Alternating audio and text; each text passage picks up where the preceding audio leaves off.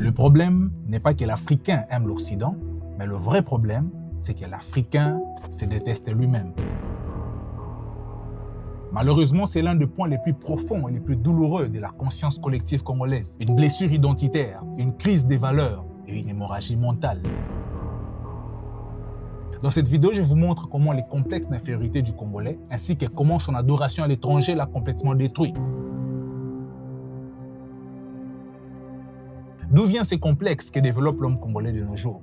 Premièrement, ça vient de l'héritage colonial. Vous savez, les colonisateurs belges avaient mis en place un système où l'homme blanc était égal à supérieur, où l'homme blanc était considéré comme une personne civilisée, où l'homme blanc était considéré comme une personne intelligente, où l'homme blanc était considéré comme une personne modèle au fait, et que l'homme noir était égal à inférieur. L'homme noir était considéré comme une personne paresseuse. L'homme noir était considéré comme une personne brutale. L'homme noir était considéré au fait comme un animal qu'on devait dompter. Vous savez, en y pensant, l'école coloniale n'a jamais valorisé l'histoire du Congo en vrai. On apprenait la Belgique avant d'apprendre notre propre géographie locale. On récitait souvent la prière du colon et non celle des ancêtres. Et cela a enfanté une génération de Congolais éduqués à croire que leur valeur dépend du regard de l'étranger.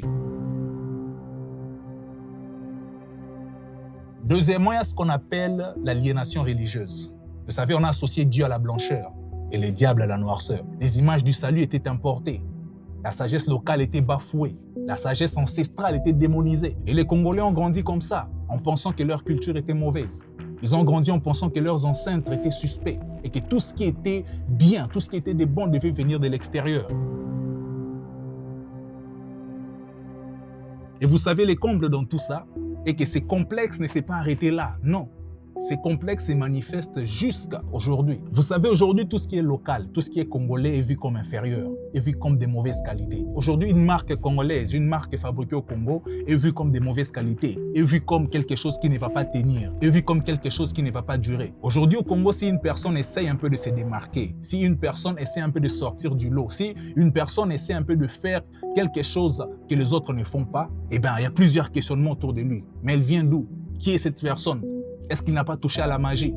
Mais si les mêmes choses, les mêmes orateurs, les mêmes personnes, les mêmes produits venaient des États-Unis, les mêmes produits venaient de l'Europe, bah là on applaudit, là on soutient, là on admire. Vous voyez un peu? Malheureusement, aujourd'hui, pour être validé par le sien, il faut d'abord quitter le pays. Il faut d'abord aller à l'étranger. C'est lorsqu'on te voit aller à l'étranger, c'est lorsqu'on te voit aller en France, à Paris, aux États-Unis, que tu es valorisé, que tu es considéré.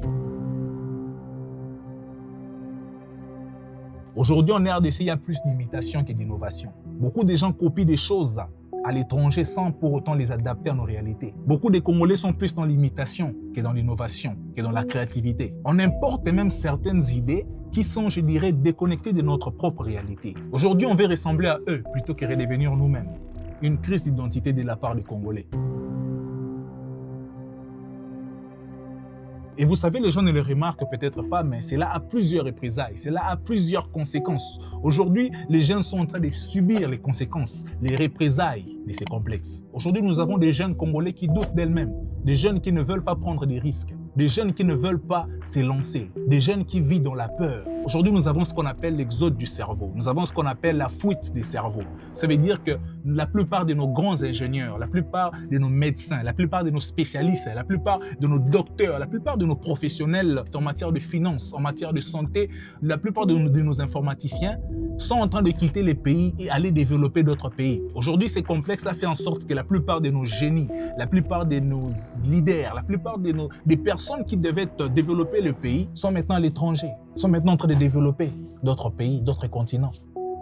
Vous voyez un peu, un pays riche, mais dirigé comme s'il était pauvre. Une société qui consomme au lieu de créer. Un manque de confiance chronique entre nous, Congolais. Aujourd'hui, on s'auto-sabote dès que l'un d'entre nous brille plus fort que nous. Aujourd'hui, un Congolais, lorsqu'il voit son frère aller plus loin, il ne cherche pas à se rapprocher de la personne pour lui demander qu'est-ce qu'il a fait. Mais il se forme lui-même son propre jugement. Il s'est fait son propre jugement lui. Il a touché à la magie. Il a fait ceci, il a fait cela. Malheureusement, c'est ça, les représailles de ces complexes. Tout part de la colonisation. Jusqu'à aujourd'hui, nous sommes en train d'en subir. Le peuple congolais est en train d'en pâtir. Et je suis arrivé jusqu'au point de me poser cette question de savoir, sommes-nous vraiment condamnés à revivre les mêmes choses? Non, les Congolais doivent prendre conscience de son état Il s'est décidé de sortir de ses complexes. Et vous allez me demander comment sortir de ces complexes. Vous savez, rien n'est fatal dans la vie. Quand il y a de la vie, il y a de l'espoir. Voilà pourquoi j'ai essayé de penser. Premièrement, j'ai pensé à revaloriser notre histoire. J'ai pensé à revaloriser l'histoire de nos héros. Aujourd'hui, nous devons plus étudier nos héros. Aujourd'hui, nous devons plus enseigner Patrice Emery Lumumba. Oui. Aujourd'hui, nous devons enseigner Simon Kimbangu. Aujourd'hui, nous devons enseigner Kim Pavita. Aujourd'hui, nous devons enseigner toutes ces personnes qui ont contribué, qui ont apporté un plus dans l'histoire de notre pays. Nous devons par exemple expliquer les grandes civilisations que nous avons eues avant la colonisation, notamment l'Empire Kuba, l'Empire Congo, l'Empire Luba. Vous voyez un peu, nous devons aujourd'hui célébrer nos langues. Nous devons aujourd'hui célébrer nos danses. Nous devons aujourd'hui célébrer nos inventions. Nous devons aujourd'hui célébrer notre culture. Et je me suis également dit que nous devons créer et consommer ce qui est local, ce qui est propre à nous. Aujourd'hui, nous devons porter nos propres marques. Aujourd'hui, nous devons lire nos penseurs. Nous devons lire nos écrivains.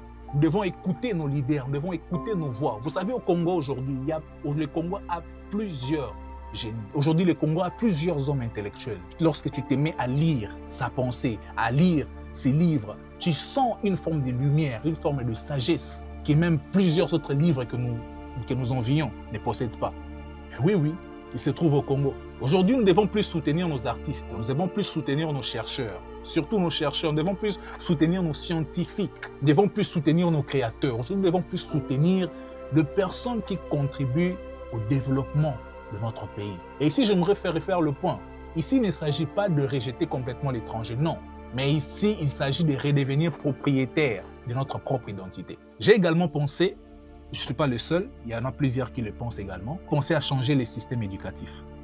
Oui. Le Congo aujourd'hui a besoin d'un système qui forme à l'estime de soi, à la connaissance de son identité, à l'esprit initiatif, au leadership endogène. Aujourd'hui, nous devons exposer nos modèles de réussite. Nous devons montrer que ce ne sont pas tous les Congolais qui sont de mauvaise qualité, que ce ne sont pas tous les Congolais qui sont des abrutis. Non, nous devons montrer également qu'il y a de ces Congolais qui réussissent de façon honnête. Il y a des Congolais qui réussissent sans trahir leur identité. Aujourd'hui, nous devons apprendre à partager le parcours inspirant qui sont ancrés localement.